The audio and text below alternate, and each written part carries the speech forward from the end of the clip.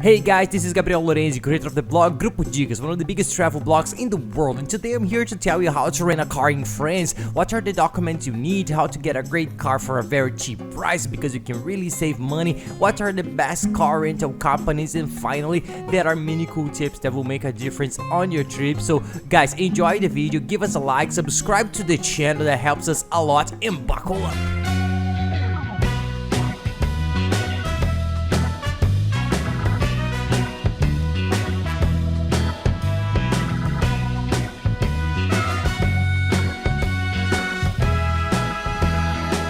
Well, a lot of people who travel to France end up renting a car to make the trip there through the countryside, which is very beautiful. The cities are sensational. People have this vision of France, Paris, right? They associate it immediately with Paris. But there are many other beautiful cities. There is the Blue Coast down there that's also very beautiful. The beaches are beautiful. They're elected as one of the most beautiful beaches in the world. People travel there a lot. The Latinos are not so used to it, but people from Europe travel a lot to the south of France. In short, there are several destinations that are well worth renting a car for. The roads are very well organized, well signposted, the scenery is beautiful, so you can rest assured. Renting a car is not that expensive. In Europe, it's even a little bit cheaper than in the United States. The fuel is also not expensive, it's not an expensive service. You can rent a very good car and pay very good price for it. Of course, in Paris, we do not recommend that you rent a car if you're only going to stay in Paris. It doesn't make sense. You do most of the things on foot or by subway, and if you need some transportation, you can get by without a car. But if you're going to leave Paris and go to the other cities, you get to know the country more in depth. We think it's highly recommended. It's a great experience and you get to know everything in a very different way, so we recommend you do this. So renting a car is going to be very good for you.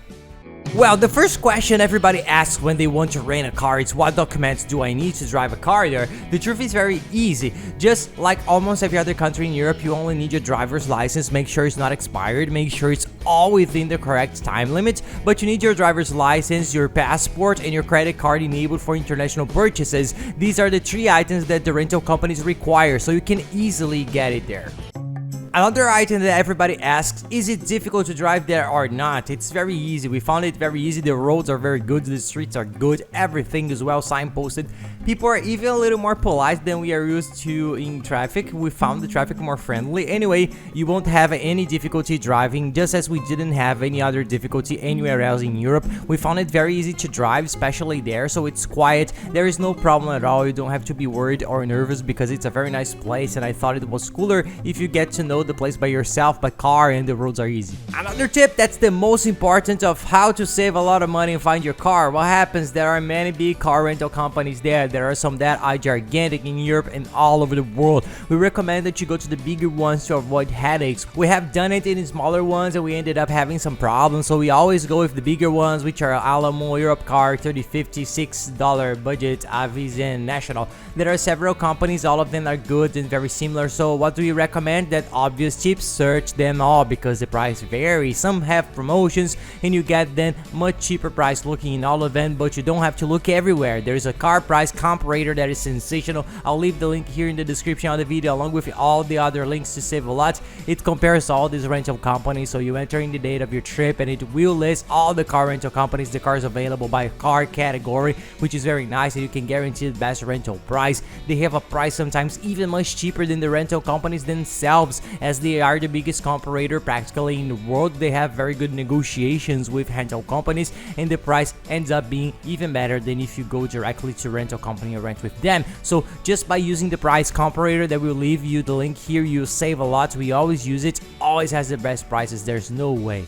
Another tip is to book in advance, just like the hotel too, the lodging. The sooner you do it, the cheaper you pay because it works on demand. As people rent cars and we run out of cars in stock for the day, the prices go up. The earlier you do it, the more car options you have a chance to get a nice car, and you can even get a much better price than if you leave it until closer to the trip. And within this tip is the advanced booking, which is to make the reservation through the internet beforehand using the comparator or something else, because sometimes people leave the car rental there and it's the worst option. You will pay more, the purchase is in euros, you will pay all the taxes, fees, you run the risk of not having a car on time, you lose time there, 1 or 2 hours to do all this process in the car rental company. Anyway, book before, book online, which is much easier.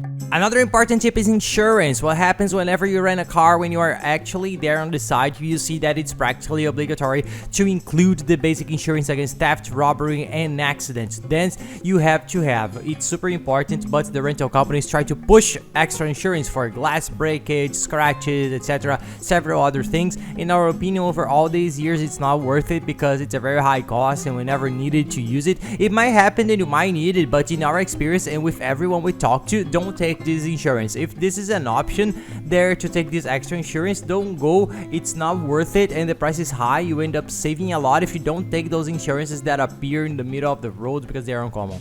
And another item that comes up is also the GPS rental. You need the GPS to locate yourself because you don't know the country you're visiting. But what happens, the rental companies charge around 6 euros, sometimes even 7 to rent the GPS per day. So you can use their GPS in the car. But if you buy an internet chip to use your cell phone abroad, you will pay cheaper than that you would pay to use the GPS for about 8 days, I don't know, 10 days. And you buy a chip to use in your cell phone internet that will during your whole trip. So you will pay cheaper for the chip that you would pay for the GPS. You can use your cell phone as a GPS and it works super well. I'll even leave here in the description of the video the chip that we have always used in our last trips that we found very good. We tried several of them because there are many. There is one that the signal is excellent even in the little towns in the countryside there that are very good, and you buy and they deliver in a few days at home. You receive it and quickly and you travel with it, put it on your cell phone and arrive using it. You can recharge it, use the application to follow up. Well, they're very good. There's a chat room if you need to ask questions, help to know how to place the chip better.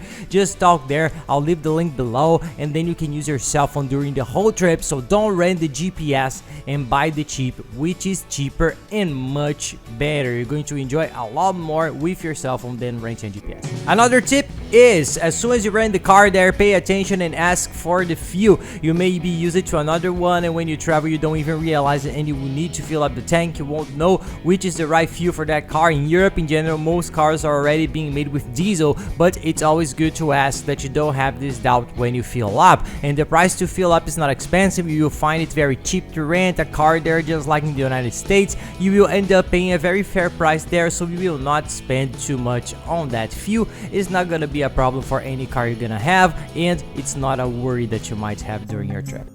And now talking about the tools too, many people have this doubt, but any big car rental company that we recommended you to rent the car, they come already registered with a plate in the tool system there. So usually you can pass it directly to your credit card that you left when you rented the car. They charge you later when you get the report at the end of the month that they have with the city, I don't know, with the two companies, and then you are automatically charged. But the tools are not expensive, it's very cheap and the values are much lower than what we're used to. So don't worry about that because the value is fair and you're not gonna have any problems. And another important item is for those who are traveling with children, you need a car seat. So as soon as you make the reservation, you see that the option already appears there for you to choose. It's super easy. At least in this comparator that we use, it already gives you the option there from so many to so many years or so many kilos a child. Then you choose. When you pick up the car, you confirm, but usually they give you the seat and you put it there and install without any problem. But check it out because it's important. You won't risk traveling without a car seat because they'll give you a fine. They are very strict with the safety. And last, there's the category of the car. There's no best or worst is up for each one. There are the economic categories that are much cheaper because they are popular cars. In Europe, the cars are very small. No matter what country you're renting, there are those very small cars that are much cheaper, and there are the cars that are a little bit bigger, full-size, sedan. In short, they're all of them. Check them out. So our recommendation is that if you're going to walk a little bit more around the city, take the economy one. Save a little bit. It doesn't make that much of a difference. The cars are pretty good. But if you're going on the road for longer trips, you spend a little bit more, but it's not that much. To upgrade to a higher category, you'll see that the difference is not high and even low. Sometimes it's worth it to have some comfort, to not have trouble on the road, to have space in the trunk. Pay attention to the trunk because sometimes we forget that we are carrying those giant suitcases and we come back with more suitcases than we left because we buy something there during the trip. So take a look at your suitcase so you don't have any trouble and you have enough space. That's it, guys. I hope you enjoyed the video. If you liked the video, please give us a like and subscribe to the channel. It helps us a lot. And follow us there on social networks. We are always traveling the world, trying to show travel tips in a very cool way in the routine with our little one that is very funny and super fun. And if you're traveling to France, post it in your story and tag us at Pai Lorenzi so I can repost your travel tip story or some beautiful place you're seeing there to show people and us, because we love to follow everyone's trip and see how people use it, our tips, the places they are visiting. So tag us and we'll answer you on your Instagram for sure. And be sure to watch the video on how to save a lot in your trip to France. We made a complete video with a step-by-step guide for you to set up your whole trip, saving as much as possible. You save a lot, and save a lot when you are also in your whole trip and everything you do. I'll leave it here on the side. Watch it because it's very good, along together with the playlist that has all the other videos from France for you to organize yourself well and travel there knowing everything you need to know. So that's it, guys. Thanks a lot for being here. I'll see you in the next video. Happy travels.